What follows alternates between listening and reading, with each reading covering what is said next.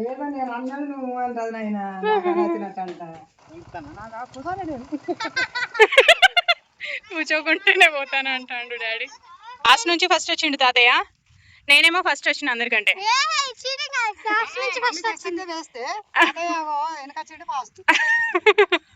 ఎప్పుడైనా భర్తనే మెచ్చుకుంటారు భార్యలు, కూతుళ్ళని మెచ్చుకోరు. పనికల్ల పిల్లలు అని గూగుల్లో సెర్చ్ చేస్తే వీళ్ళ పేర్లే వచ్చేటట్టు ఉన్నాయి మా వాళ్ళ పేర్లు. అందమైన వాతావరణంలో సాయంకాలం ఇలా మీ అమ్మ వాళ్ళకి ఎప్పుడైనా హెల్ప్ చేస్తారా? పొలంలోకి వెళ్ళి వాతావరణం చల్లగా ఉన్నప్పుడు ఎంత పని చేసినట్టే అనిపించదు. చిన్న సాయం చేసినా ఎంతో మేలైంది. అవునా, నీకు అది ఎక్కువనే చేసుడు, నువ్వు బెస్టే.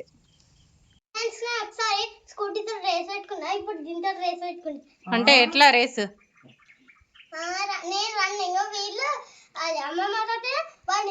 అబ్బా, బండి అంత అందుతావా నువ్వు?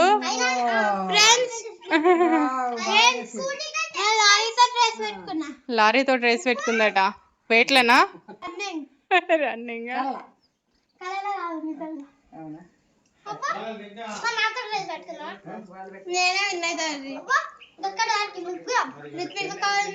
ఎవరు ముగ్గురు? ఇక్కడ ముగ్గురు ఎవరు ఉన్నారు? నువ్వే ముగ్గురా?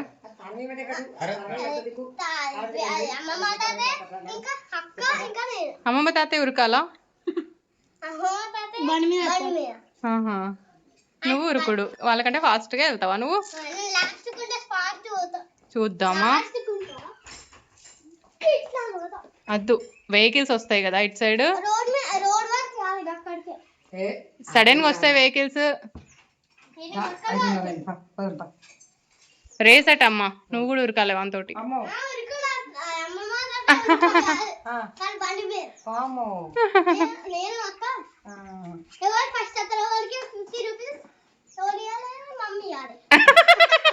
నాకెందుకు రా బొక్క, నేను రేస్ పెట్టినా. ఓకే,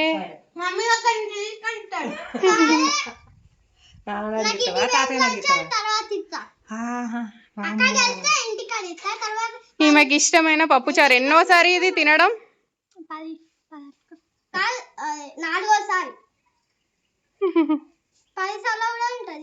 పప్పుచారు అయితే కదా? అదే కందిపప్పు చారు.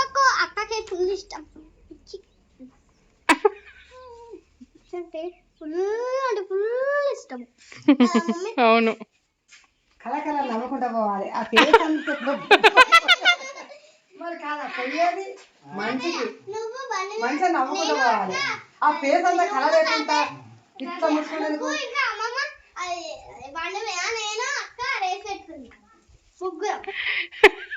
నవ్వు డాడీ.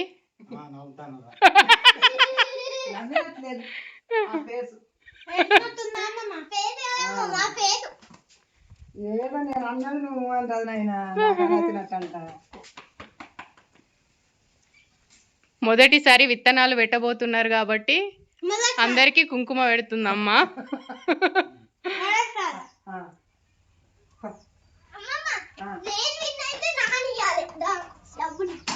నాన్నకు తెలుసా ఈ విషయం?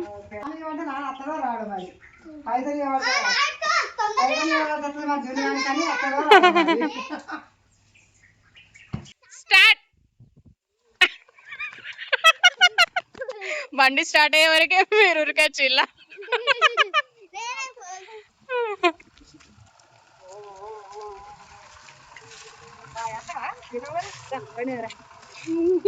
నేను నడుచుకుంటూ వస్తుంది. ఓకేనా? నడుచుకుంటా. బాయ్ నాన్న, నేను కూడా వస్తా. హెల్ప్ చేస్తారా అమ్మమ్మ వాళ్ళకి? సూపర్ కూర్చున్నావు ఫ్రెండ్స్. కూర్చోకుంటేనే పోతాను అంటాడు డాడీ.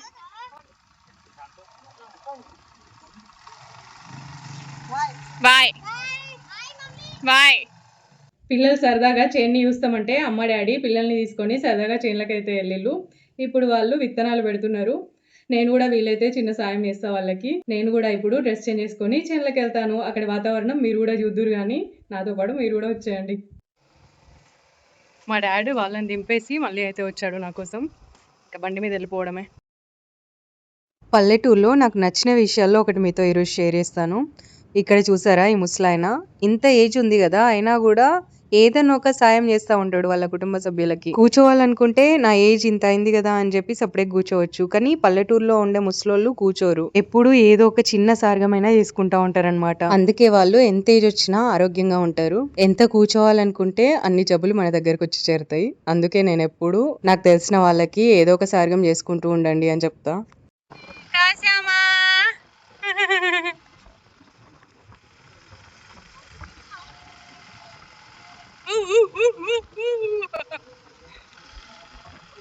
ఏంటికి ఇక్కడ కూర్చున్నారు ఇద్దరు అమ్మ మనమరాళ్ళు? అవునా, మాకు దారి చూపాలనా?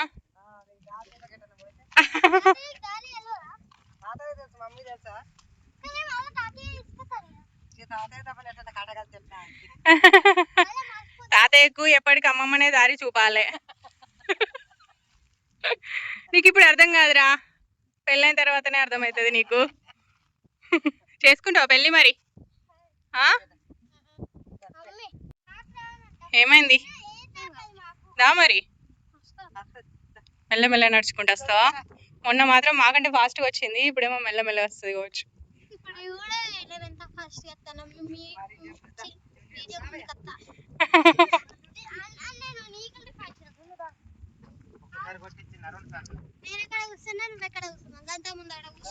సరే రండి రండి, గొడవలు పెట్టుకోకుండా.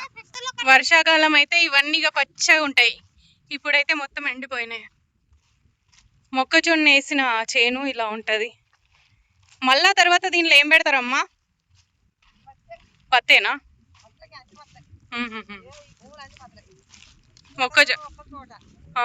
ఎందుకు మరి మొక్కజొన్న వేస్తారు పత్తి తీసిన తర్వాత? ఓహోహో, నేలకు కూడా మంచిదా మార్చి మార్చి పంటలు వేయడం?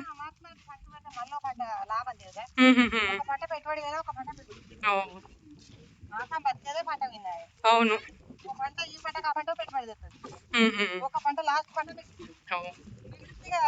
ఇంత పొట్ట కట్టుకుంటాం ఇంత పిల్లలకు చదువులకు దవాఖానకు.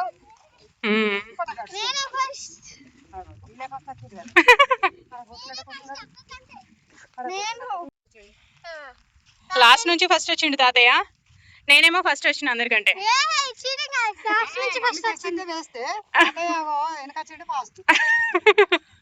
ఎప్పుడైనా భర్తనే మెచ్చుకుంటారు భార్యలు, కూతుళ్ళని మెచ్చుకోరు. ఏం హెల్ప్ చేయాలి తాతయ్య అంటాండు. అట్లా డాన్స్ వేసుకుంటా కాదమ్మా, వంగుకుంటా లేసుకుంటా పెట్టాలి.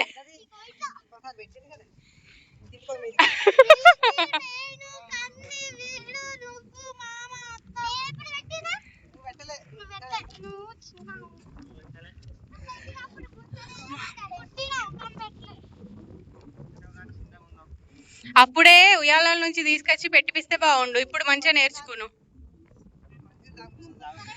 దాహం అయితే అందులో పనిచేయక ముందే దాహం అవుతుంది, చేనులకు వస్తే ఆకలి కూడా అవుతుంది. లోపలికి లోపలికి లోపలికి వస్తాలే లోపలికి లోపలికి వద్దు వద్దు. ఓకే ఓకే, అట్లా మళ్ళీ ఎక్కడరా వానికి చెప్పకమ్మా, చెప్పకపోతే నేర్చుకుంటాడో లేదో చూద్దాం. కరెక్టేనా? లోపలికి వద్దు. చైనీ మాత్రం పెట్టుకుంటే వెళ్ళిపోతుంది. నీకు అర్థమైందా చైనీ? అటు ఇటు పెట్టకు మరి, మళ్ళీ వేస్ట్ అయిపోతుంది వాళ్ళకి. అటు ఇటు చూసుకొని పెట్టు కరెక్ట్గా.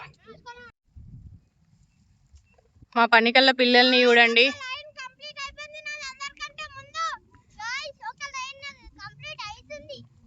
గాయ్స్ తొందర కంప్లీట్ చేయండి. పనికల్లా పిల్లలు అని గూగుల్లో సెర్చ్ చేస్తే వీళ్ళ పేర్లే వచ్చేటట్టు ఉన్నాయి, మా వాళ్ళ పేర్లు. మా అన్న నేను కూడా చిన్నప్పుడు ఇట్లనే పోటీలు పెట్టుకొని మరీ పనిచేసేది.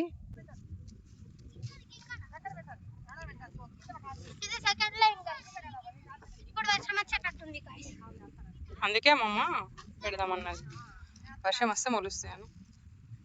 ఏందక్క చేనులకు పోయి వీడియో తీసుకుంటుంటానో నువ్వు సాయం చేయవా అని అంటారని కాదు, నేను చేద్దామనే వచ్చిన చేనులకి.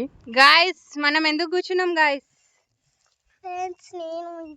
అలసిపోయావా పెట్టి పెట్టి నాని? ఫ్రెండ్స్ నేను ఎన్ని లైన్స్ అంటే 23 లైన్స్. 23 లైన్స్ పెట్టినావారా? గ్రేట్ రా నువ్వు. అమ్మ అలసిపోయినాం గాయస్ పెట్టి పెట్టి. వాళ్ళైతే పెడుతున్నారు.